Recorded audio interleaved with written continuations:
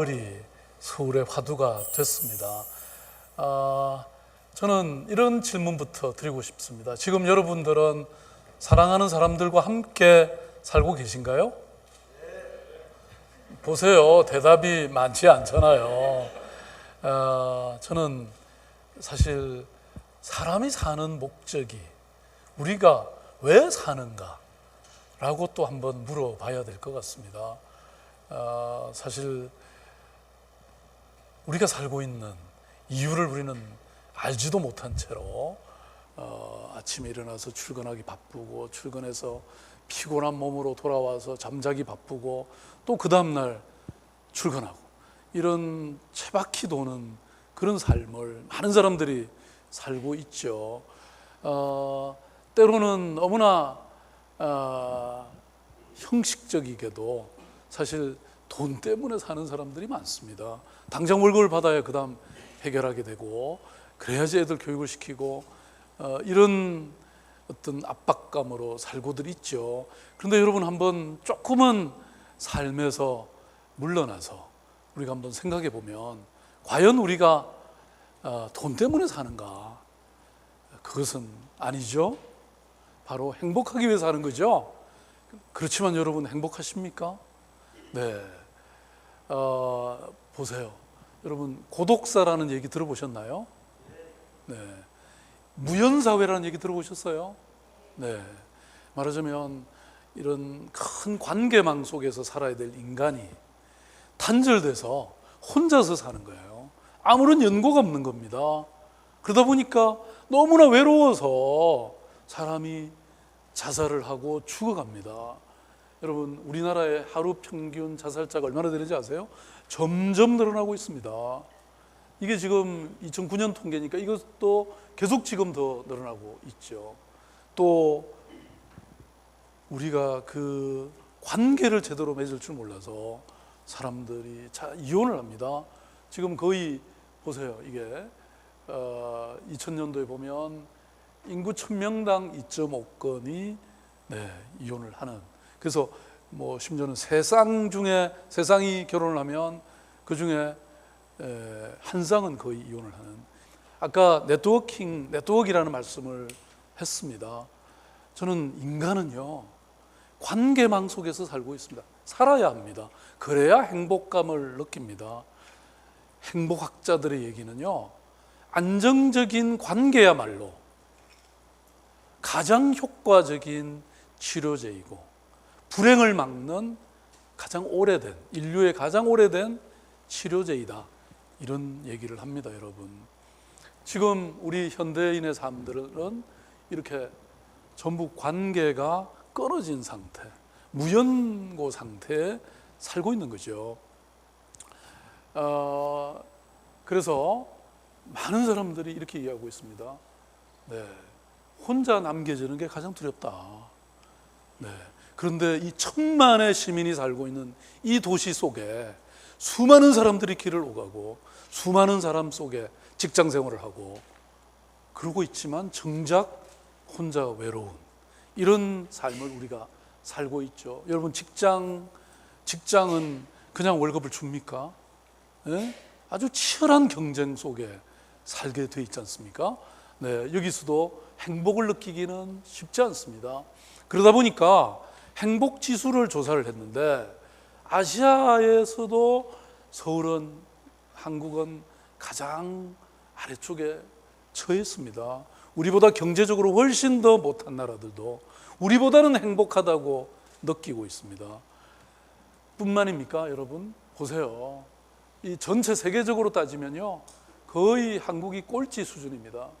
이렇게 많은 나라들은 스스로 행복하다고 느끼는데, 왜 한국 사람들은, 왜 서울 사람들은 스스로 불행하다고 느끼는 겁니까? 여러분, 도대체 뭐 때문에 삽니까? 우리가 불행하기 위해서 이렇게 열심히 죽으라고 일하고 이렇게 살고 있습니까? 대답해 보세요. 네. 문제는 우리 아이들까지. 여러분의 아이들이 행복하게 살게 하기 위해서 여러분 그렇게 죽으라고 일하고 있지 않습니까? 그런데 우리 아이들 보세요. 예? 지금 OECD 국가 중에서요, 제일 꼴찌입니다. 여러분, 거의. 예? 지금 네덜란드 아이들은 94%가 행복하다고 느낍니다. 독일 아이들은 85%가 행복하다고 느낍니다. 한국은 거의 절반의 아이들이 불행하다고 느끼고 있습니다. 예? 여러분, 왜 삽니까? 왜 일합니까? 네. 그런데 여러분, 마을에서는 행복이 있습니다. 왜? 거기는 관계가 있기 때문에요. 여러분, 저는 이게 고전이 늘 진리인 이유는 그것이 현재까지 유효하기 때문입니다. 여러분, 아리스토텔레스라는 사람이 인간은 무슨 동물이라고 그랬어요? 여기 굉장히 실력 있는 사람들 와 계시네요. 맞습니다. 사회적 동물이다. 정치적 동물이다. 이런 얘기를 했습니다. 그것은 바로 관계 속에서 살고 있기 때문에 그런 얘기를 했죠. 마을은 치유합니다.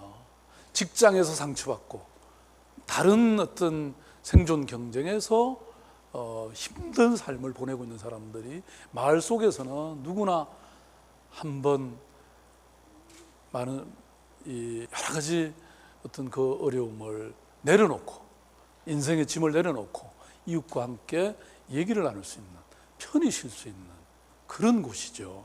그래서 여러분, 아까 송 신부님이 영국에 오래 사셨다고 그랬는데요, 저도 잠깐 살아보니까 사람들은 직장에서 퇴근하고 나면 마을에 펍이라고 하는 거기 가서 한 잔을 기울입니다. 그러면 이웃 사람들과 함께 이런저런 얘기를 하고 하루를 정리하고 내일을 준비합니다. 쉴 수 있습니다. 그것이 바로 마을입니다. 마을은 바로 힐링 캠프입니다. 마을은 또 안전합니다. 왜냐하면 서로 잘 아는 사람들이 모여있기 때문에 앞뒷집에서도 서로 인사도 하지 않는 오늘의 이 성냥갑 같은 아파트 단지, 이런 문화가 아니라 앞뒷집 누구나 인사하고 즐길 수 있는 그런 곳이 바로 마을입니다. 그것뿐입니까 여러분? 마을은 최고의 복지입니다. 우리가 어릴 때는 정말 가난했죠 여러분. 저는 1950년대에 태어났습니다. 전쟁의 그 황폐함이 온 동네를 휩쓸고 있을 때죠. 거지가 하루에도 수십 명이 대문 앞에서 구걸을 했습니다. 그렇지만 한 번도 그 거지 그대로 돌려보낸 적 없고, 마을에서 어느 한 사람 굶어 죽는 사람이 없게 만들었습니다. 그보다 지금 이렇게 잘 살게 된 이 땅에서 수많은 사람들이 굶어가고 있는 이 현실을 여러분 어떻게 설명할 겁니까? 네, 지금은 불가능하다고요? 네, 저는 세상은 꿈꾸는 사람의 것이라고 믿습니다. 늘 그렇게 말해왔습니다. 누군가가 꿈을 꾸면 그것은 언젠가는 현실이 됩니다. 꿈조차 꾸지 않기 때문에 우리는 늘 절망 속에 있게 되죠. 마을은 학교입니다. 여러분, 아이들이 자라는데 관계망이, 또래 집단이 얼마나 중요한지 여러분 아시죠? 학교를 나오지 않아도 인생을 사는데 필요한 모든 지혜를 다 가지고 있었습니다. 저희 부모님은 초등학교 문턱에도 못 가신 분입니다. 저는 제 인생에서 만난 최고의 스승이 저희 어머님, 아버님이셨습니다. 저에게 끼친 인간으로서 살아야 될 그 기본을 가르치시는데 전혀 부족함이 없었습니다. 왜냐? 그분들은 마을에서부터, 어른으로부터, 지혜를 갖춘 노인으로부터 많은 말들을 들어오셨기 때문에 그런 것이거든요. 이렇게 어른들로부터 배울 수 있어야 되는데 우리 지금 서울과 한국 사회는 어떻게 되어 있습니까? 이게 전부 쪼가리 흩어져 있는 겁니다. 노인 어디로 갑니까? 노인정 경로당이나 또는 노인복지시설로 가 있습니다. 수용되어 있습니다. 아이들은 다 어린이집이나 아니면 학교로 가 있죠. 서로 만날 시간이 없습니다. 엄마 아빠 볼 시간도 없는데 어떻게 지금 딴 데 사는 동네 어르신들을 만납니까? 그러다 보니까 아까 이혼율이 높아지고 여러 가지 절망적인 상황이 되는 이유가 바로 여기에 저는 있다고 생각합니다. 사람들이 만날 수 있어야 됩니다. 그래야 관계가 맺어지고 거기에서 뭔가 연애도 하고 예? 또 어떤 사람들은 비즈니스의 기회도 만듭니다. 광장이 그래서 중요한 겁니다. 함께 만날 수 있는 공간, 그런 기회가 많아져야 됩니다. 근데 아까 제가 말씀드린 것처럼 이런 마을 공동체를 만들어야 되겠다고 제가 얘기를 했더니 많은 사람들이 이 서울 이 삭막한 아파트 숲속에서 무슨 마을이냐. 그렇지만 사실 서울에서는요, 이미 마을이 만들어지고 있고 이미 마을에 관한 다양한 활동들이 벌써 익어가고 있습니다. 제가 외국이나 다른 지역의 얘기를 할 필요도 없이 서울에만 이미 이런 마을 얘기들이, 마을에 관한 다양한 활동들이 익어가고 있습니다. 여러분, 여기 보면 삼각산 재미난 학교, 여기 딱 보시면 공방이 있잖아요. 그 다음에 여기 뭐 악기들이 쫙 있잖아요. 예? 마을 사람들이 모여서 뭔 가구도 만들고 또 학교도 만들고 또 이런 밴드도 조직하고 이런 활동을 이미 하고 있는 겁니다. 이게 서울시가 하라고 해서 한 겁니까, 여러분? 스스로 마을에서 하고 계신 거죠. 여러분 잘 아시는 성미산 뭐 마을학교, 작은 나무, 우리 동네 부엌, 지금 이런 게 저절로 막 생겨나는 거예요. 물론 저절로는 아니겠죠. 그 마을 주민들이 열심히 노력을 했겠죠. 네, 여러분 이 성대골 마을이라고 여기 상도 3동에 있는 마을인데요, 너무 재밌는 마을입니다. 처음에 주부 5명이 시작했습니다. 이분들이 어린이 이 도서관을 만들기 시작했어요. 그래서 마침내 여러분 보십시오, 이렇게 좋은 어린이 도서관이 만들어졌어요. 그리고 여기서 계속 어머니들이 모이다 보니까, 아이들이 모이다 보니까 여러 가지 프로젝트들을 막 하는 거예요. 그래가지고 여러분 이 동네 마을 절전소를 만들었어요. 그래서 서로 경쟁이 붙은 거예요. 그래갖고 여기 보세요, 매달 거만인의 절전소에는 얼마나 줄였는지 이거를 이렇게 비교해 가면서 계속 체크를 하기 시작한 거예요. 서로 경쟁이 돼 갖고요, 어떤 집 아이는 어머니가 화장실을 갔다 왔는데 왜 물을 내리냐고, 그건 몇 번 써야지. 네, 이런 아이들도 생겼대요.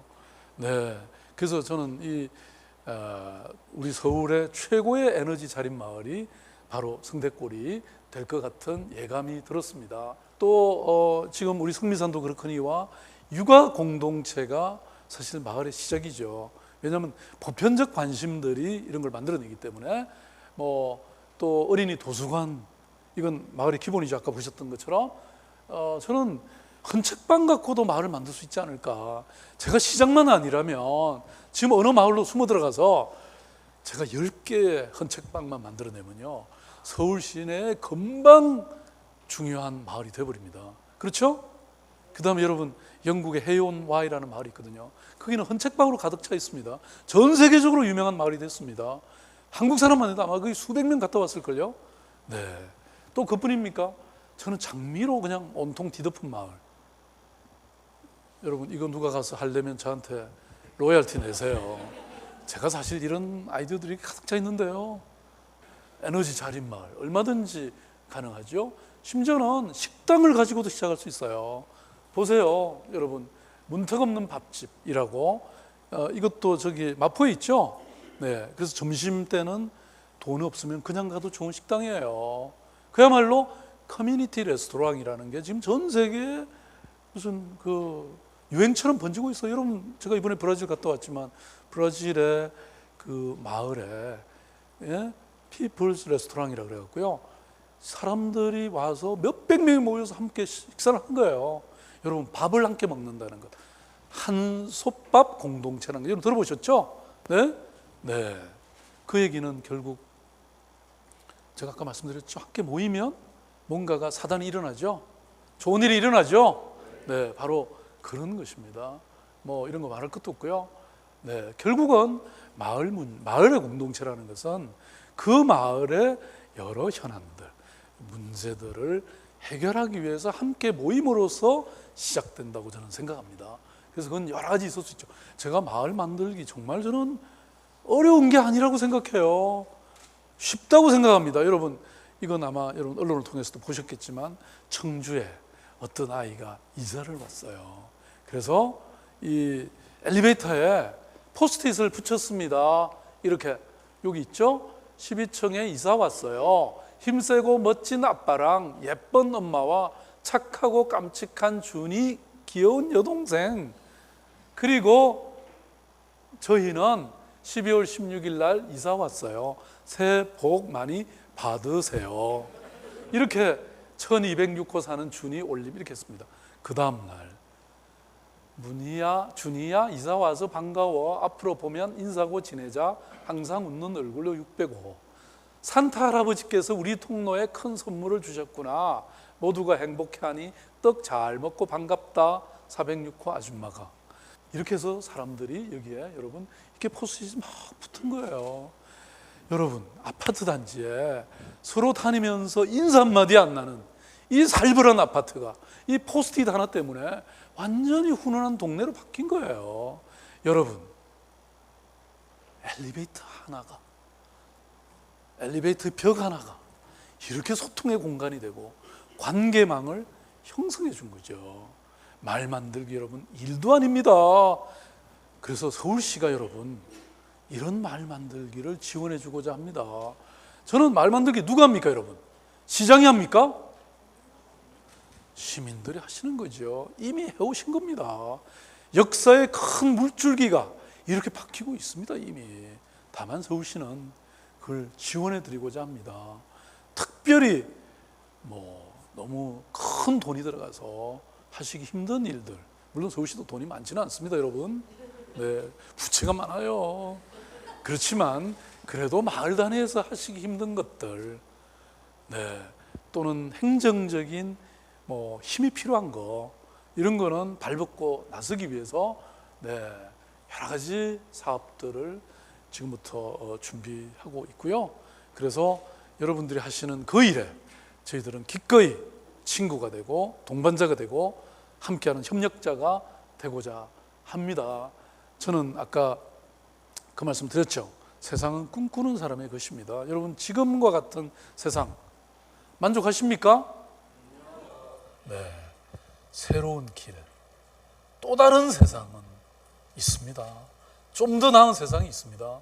그걸 우리가 꿈꾸고 함께 만들어 간다면 가능합니다. 그렇죠? 네, 고맙습니다. 네.